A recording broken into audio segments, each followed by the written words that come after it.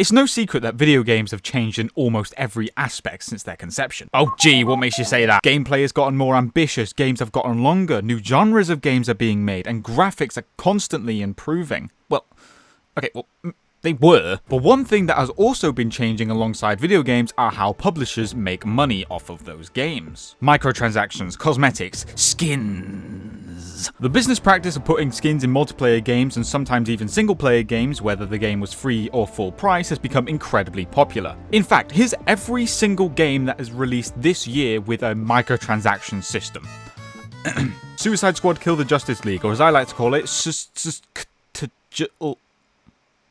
just rolls off the tongue, doesn't it? A full-price game, by the way, just thought I'd mention. Call of Duty Black Ops 6, also a full-price game. Multiverses, Helldivers 2, a half-price game, and you could earn currency in-game. We'll talk about that later. Star Wars Outlaws, full price. Tekken 8, full price. Dragon's Dogma 2, full price. And get this, you have to pay for fast travel in a single-player game. Dragon Ball Sparkling Zero, which I believe were just fighter packs like in Smash Bros. WWE 2K24, which is a full-price game. EA Sports FC 25, full price. Marvel Rivals, Stalker 2, Zenless Zone Zero, obviously, Skull and Bones, and to be fair, this one gets a pass. It is the first quadruple A game. Concord, the same price as Helldivers 2, except you know that game made $0.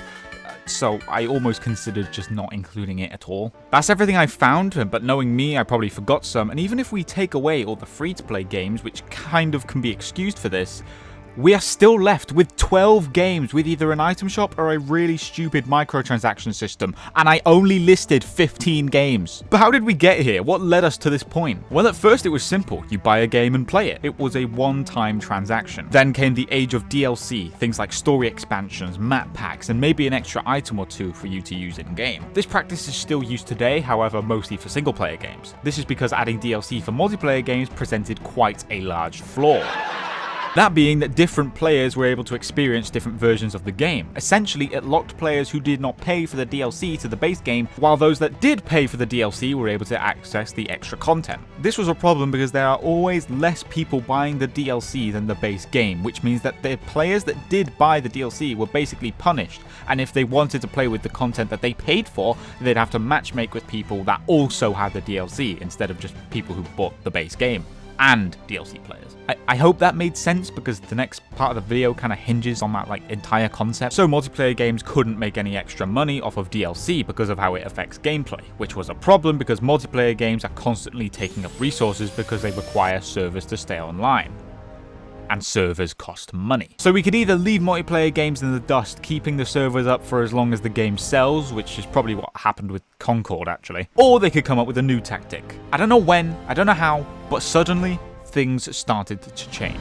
Gone were the days of paying for a game and being able to play everything on it. Oh, no. There were skins to get. Thanks, Bethesda. Battle passes to grind. Thanks, Fortnite. And loot boxes to open. Thanks, EA. And the best part was, they were all pay to win! Yay! These days, games usually follow a microtransaction service of basically paying for cosmetics in the game that don't affect gameplay, even though there is still a certain someone that is quite fond of a little thing called pay to win. Pay to win is in the name, really. You pay the game money and you unlock something that makes you better than all of the peasants. This practice isn't used too much in games today, but back in 2016... it was inescapable. For me, the most notable pay-to-win thingies in video games were the rec packs in Halo 5, which luckily only really affected Warzone, thank God, and Star Wars Battlefront 2. Now let's be honest with ourselves. We all know what I'm gonna say next. The intent is to provide players with a sense of pride and accomplishment for unlocking different heroes. They locked half of the characters behind a paywall. Oh, but don't worry. Us peasants would be able to unlock Darth Vader through playing. Through 40 plus hours of straight gameplay. And not only that, they had pay-to-win loot boxes too, as if paying for heroes wasn't enough. This led to a lot of legal drama involving EA and how they were pretty much encouraging gambling. And Star Wars Battlefront 2 was rated 12.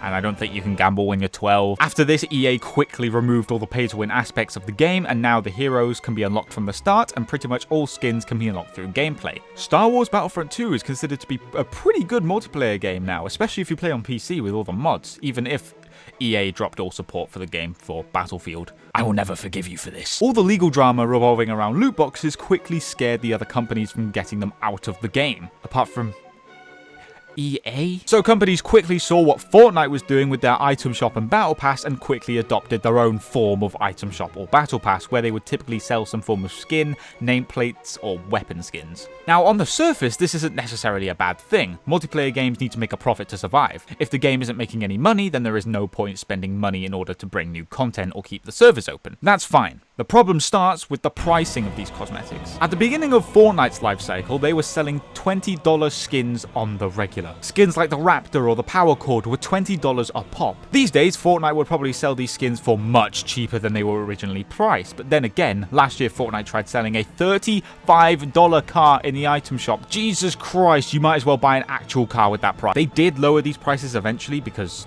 nobody was buying any of the cars, but the fact that they thought they could charge $35 for a single car says a lot about where we are at with microtransactions these days. At the moment, $20 seems to be the limit for skin prices in the majority of the industry, apart from Call of Duty apparently, which we'll get into in a minute. Believe it or not, Fortnite is actually one of the good examples of free-to-play microtransactions. The prices in the past year have been mostly fair and match the quality of the cosmetic.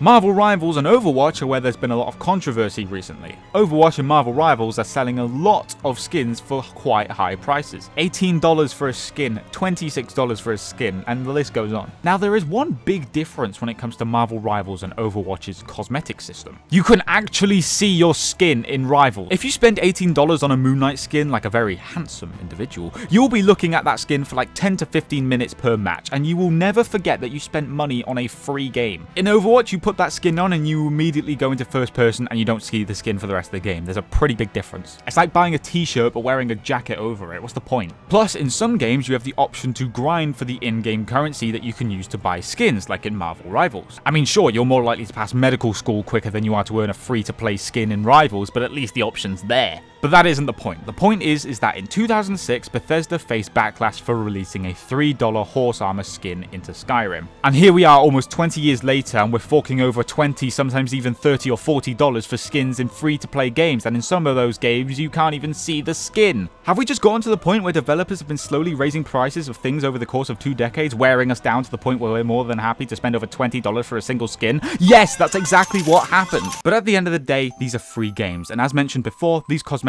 are just that. Cosmetics. They don't affect gameplay in any way, and it's not like Epic Games is holding you at gunpoint, forcing you to buy whatever they've got in the item shop that day. If I like a game and want to support the developers, I'll be more than happy to spend some money on the game. But there's one slight problem. Some games aren't satisfied with free games getting microtransactions and paid games having one purchase. Oh, no.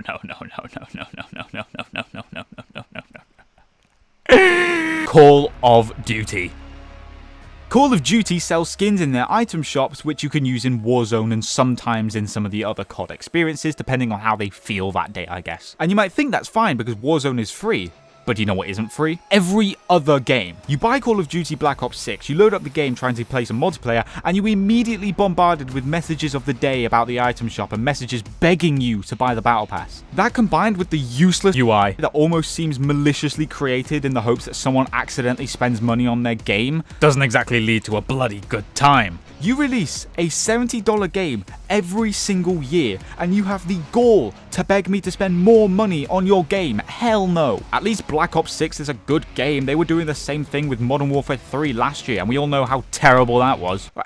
Some of the skins don't carry forward, so I can't use my Black Noir skin outside of Modern Warfare 2 and 3 and Warzone, which is clearly intentional because all of the Black Ops 6 skins also work in Warzone, which tells me that they can work perfectly fine together. Activision is just choosing not to allow them to be carried forward, which they just so happen to have not mentioned until pre-orders for Black Ops 6 were open. And it doesn't even end there. Activision are also using AI to create some of the cosmetics in the game. Look at that, it has 7 fingers, kill it! Suicide Squad and Marvel's Avengers, God rest its soul, tried doing this too. And clearly it didn't work.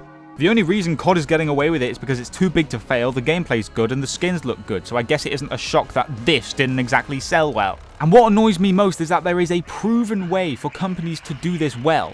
Just do what Helldivers 2 is doing. Helldivers 2 cost half the price of a normal game and has a small item shop that resets every 2 days with new armor sets that on average cost around $5 each. They also have battle passes which release relatively frequently, which have new armor, weapons, stratagems, emotes, and other stuff for about £8 each. Yeah, I know I switched currency halfway through the video, shut up. So how is Helldivers 2 any better than Call of Duty outside of the prices, which is already a huge step up by the way? If Call of Duty's prices were a little cheaper, this video might not even exist. Helldivers 2 is better because you can actually earn the cosmetics in-game. Throughout gameplay, you can actually find small increments of premium currency which can be used for battle passes or the item shop. It's not a lot, but it goes a long way to show the players that the devs actually care about them. In fact, doing this might have actually worked in their favor because some players might start grinding to get the premium currency, get bored, then pay money to get the rest of the credits they might need to get the battle pass, which is totally not what I did 3 separate times. Whereas in Call of Duty, I won't even look at the battle pass because I won't be buying it no matter what.